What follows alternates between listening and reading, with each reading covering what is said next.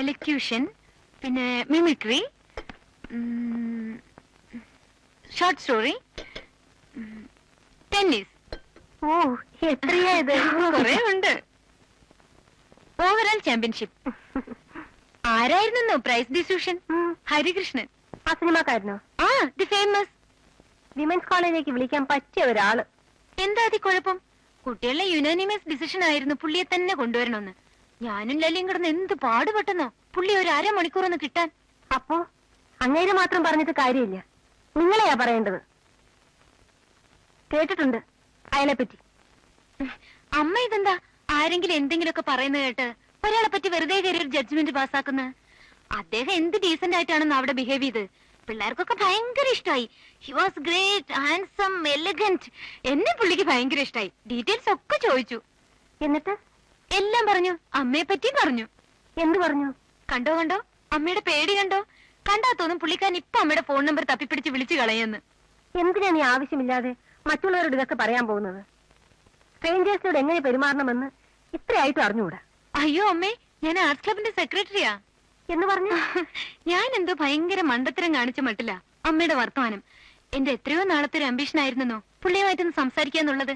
അതിന്ന് സാധിച്ചു. തന്നെയല്ല, ഇപ്പൊ നടക്കുന്ന ഷൂട്ടിംഗ് കഴിഞ്ഞാ പുള്ളിക്ക് ഫോൺ ചെയ്തോളാനും പറഞ്ഞു.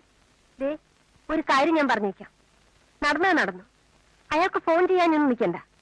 നിങ്ങളെപ്പോലുള്ള വട്ടുപെൺപിള്ളേർക്ക് അയാൾ വലിയവനായിരിക്കും. ഒന്നാമത് സിനിമാക്കാരൻ. പൊതുവെ ഒരു സിനിമാക്കാരനെ പറ്റിയും അത്ര നല്ല അഭിപ്രായമില്ല, ഈ മനുഷ്യനെ പറ്റി പ്രത്യേകിച്ച്. നീ വളരെ ഇന്നസെന്റ് ആയിട്ടായിരിക്കും അയാളോട് സംസാരിക്കുന്നത്. പക്ഷെ അയാളുടെ ഇന്റൻഷൻസ് അങ്ങനെ ആയിക്കൊള്ളണമെന്നില്ല. ഓ, അത് മനസ്സിലാക്കാനുള്ള ബുദ്ധിയൊക്കെ എനിക്കുണ്ട്. അങ്ങനെ വല്ലതും ഉണ്ടെന്ന് തോന്നിയാ അപ്പൊ ആ റിലേഷൻ കട്ട് ചെയ്യാനും എനിക്കറിയാം. നിന്നോട് ഞാൻ പറയുന്ന അനുസരിച്ചാ മതി. വെറുതെ പേര് ചീത്തയാക്കാൻ നോക്കണ്ട. മേലാൽ അയാൾക്ക് ഫോൺ ചെയ്യാനൊന്നും തുടങ്ങരുത്. എന്താ വിളിച്ചാല് ഞാൻ വിളിക്കും. അന്ന് ഞാൻ നിന്റെ പ്രൈസ് മേടിക്കലും ആർട്സ് ക്ലബിലെ എക്സ്ട്രാ ആക്ടിവിറ്റീസ് മുഴുവൻ അവസാനിപ്പിക്കും.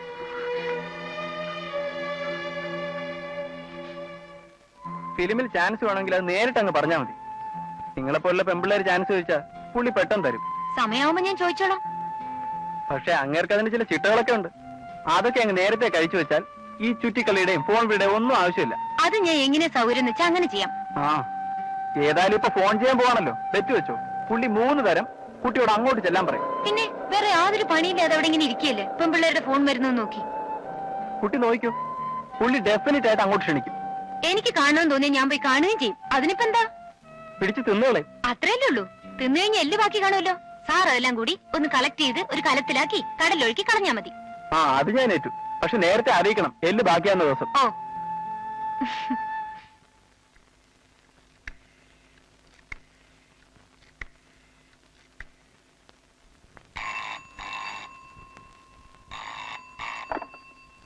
ഹലോ. ഹലോ, സാറിന് എന്നെ ഓർമ്മയുണ്ടോന്നറിയില്ല. ശില്പ. ആ, മനസ്സിലായി. പ്രൈസുകാരി കുട്ടി. പിന്നെ ഒന്നുമില്ല, വിളിക്കാന്ന് പറഞ്ഞിരുന്നോണ്ട്. Thank you. അയ്യോ, ഞാനില്ലേ താങ്ക്സ് പറയണ്ട്. പറഞ്ഞോളൂ. ഫ്രണ്ട്സിനൊക്കെ ഭയങ്കര അസൂയ ഞാൻ സാറുമായിട്ട് സംസാരിക്കാൻ പോണെന്ന് പറഞ്ഞിട്ട്. ആ, അവർക്ക് വിശ്വാസമാകുന്നില്ല. പിന്നെ ഈ സാറ് വിളി വേണ്ട, അതൊരു ബോറാ. എനിക്ക് അതിനേക്കാൾ ബോറാണ്. ഒരു 2-3 വട്ടം കൂടെ സാറേന്ന് വിളിച്ചിട്ട് പയ്യെ വിളി അങ്കിൾ നാക്കാന്ന് വിചാരിച്ചിരിക്കായിരുന്നു ഞാനും. അയ്യോ, അങ്കിൾ വിളി അതിനേക്കാളും ബോറാണ്.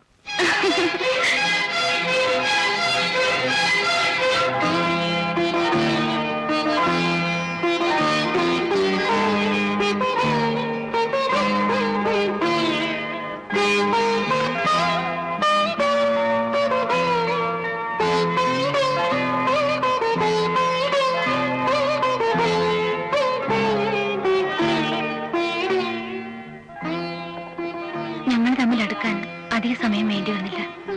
എന്നെ അദ്ദേഹത്തിന് എന്തോ പെട്ടെന്ന് ഇഷ്ടമായി. എന്റെ കാര്യങ്ങളെല്ലാം പറയാൻ എനിക്കൊരാള്, അങ്ങനെയാണ് എനിക്കും തോന്നിയത്.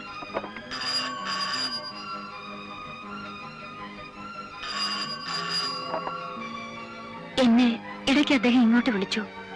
അപ്പോൾ ഞാൻ ആരോ ആയെന്ന് എനിക്ക് തോന്നി.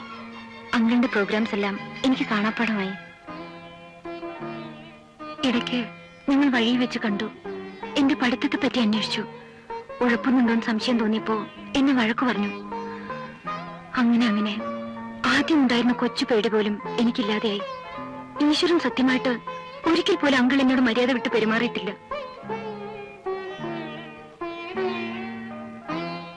അദ്ദേഹം പ്രസംഗിക്കുകയോ പങ്കെടുക്കുകയോ ചെയ്യുന്ന സദസ്സുകളിൽ ഞാനൊരു സ്ഥിരം കേൾവിക്കാരിയായി. ഓരോ പ്രാവശ്യം കാണുന്തോറും അദ്ദേഹത്തിന് എന്നോടുള്ള വാത്സല്യം കൂടിക്കൂടി വരികയായിരുന്നു. പക്ഷേ ആർക്കും ഞങ്ങളെ മനസ്സിലായില്ല. ഏറ്റവും അടുത്ത ഫ്രണ്ട്സിന് പോലും. ഞാൻ ആരും തിരുത്താനും മെനക്കെട്ടില്ല. അമ്മ ചീത്ത പറയുന്ന ഉറപ്പുള്ളതുകൊണ്ട് അവിടെ മാത്രം ഞാൻ എല്ലാം ഒളിച്ചു വെച്ചു.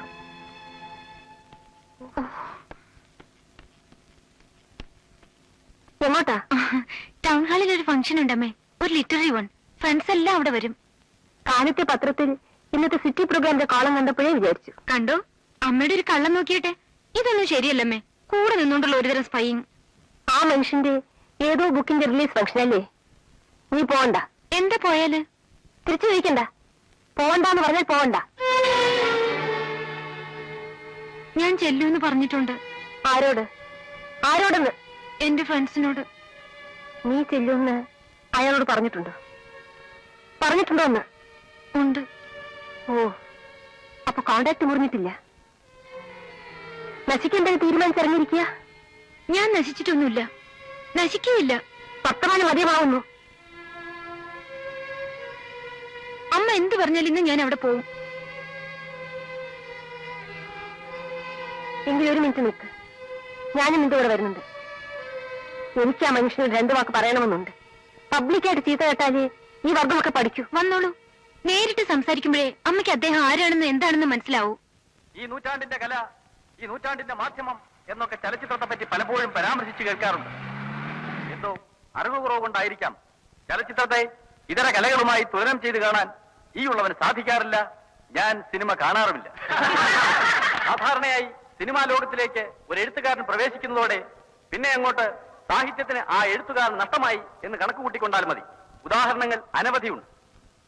ആ മാധ്യമത്തിന്റെ പ്രത്യേക തരം പോപ്പുലാരിറ്റിയും മറ്റ് മേമ്പൊടികളും പണക്കൊഴുപ്പും ഒക്കെ തന്നെ സർഗശക്തിയുള്ള എഴുത്തുകാരെ പോലും ഒരു നീരാളിപ്പിടുത്തത്തിലെന്ന പോലെ വലിച്ചുകൊണ്ടു പോകുന്നതായിട്ടാണ് കണ്ടുവരാറുള്ളത്. ആരെന്നൊക്കെ പറഞ്ഞാലും അത് യാഥാർത്ഥ്യം. ഈ ഹരികൃഷ്ണന്റെ ഈ വേഷത്തെ വിലയിരുത്തുന്നു. നമ്മൾ അതിനപ്പുറത്ത് വേറെ യാഥാർത്ഥ്യമുള്ളതുകൂടി കുറഞ്ഞൊരു കാലമായി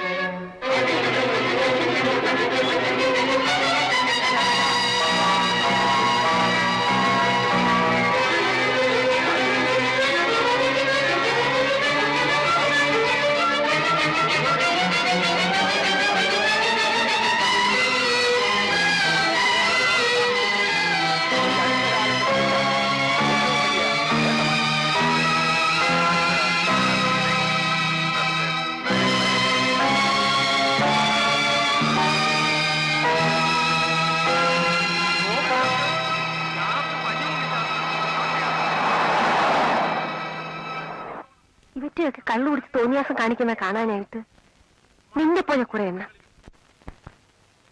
ആ ഫംഗ്ഷൻ എങ്ങനെ അലങ്കോലപ്പെട്ടതിന് എന്റെ അമ്മ കൂടി ഉത്തരവാദിയാണെന്ന് എങ്ങനെ എനിക്ക് തോന്നി.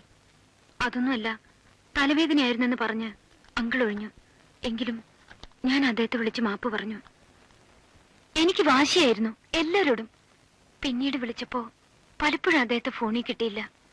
എന്തിനാ ഇങ്ങനൊരു പുലിവാല് എന്നൊരു പക്ഷെ തോന്നിയിട്ടുണ്ടാവും. ഏതായാലും അകലാനുള്ള ഒരു അറ്റംപ്റ്റ് പോലെയാണ് എനിക്ക് തോന്നിയത്. അതെന്നെ വല്ലാതെ വേദനിപ്പിച്ചു. പുതുവർഷം വരികയായിരുന്നു. കൂട്ടുകാരികളുടെ ക്രിസ്മസ് കാർഡുകളുടെയും ന്യൂ ഇയർ കാർഡുകളുടെയും ഇടയ്ക്ക് അദ്ദേഹത്തിന്റെ കാർഡ് കിട്ടിയപ്പോ എനിക്ക് ഏതാണ്ട് സ്വർഗം കിട്ടിയ വാശിയായിരുന്നു. മോൾക്ക് എന്ന് മാത്രം എഴുതി നേരത്തൊരു ബ്രൗൺ വരയിൽ ഒപ്പിട്ട ആ കാർഡ് മരണം വരെ എന്നോടൊപ്പം ഉണ്ടാവും. അത് കിട്ടിയപ്പോ ഞാൻ അദ്ദേഹത്തെ വിളിച്ചു പറഞ്ഞു, പുതുവർഷത്തെ ജനുവരി 1 ആദ്യം അവിടെ വന്ന് ഗിഫ്റ്റ് തരുന്നത് ഞാനായിരിക്കുമെന്ന്. അതുവരെ ആ കോട്ടേജ് പോയിട്ടില്ലേ? ഇല്ല, സ്ഥലമൊക്കെ എനിക്കറിയാമായിരുന്നു. എന്തോ വിളിച്ചില്ല, പോയുമില്ല. ഞാൻ അങ്ങോട്ട് ചെല്ലുമെന്ന് പറഞ്ഞപ്പോ ആദ്യം അദ്ദേഹം വിലക്കാൻ നോക്കി. ഞാൻ നിർബന്ധം പിടിച്ചപ്പോ ഒടുവിൽ സമ്മതിച്ചു. ഞാൻ സമ്മതിപ്പിച്ചു.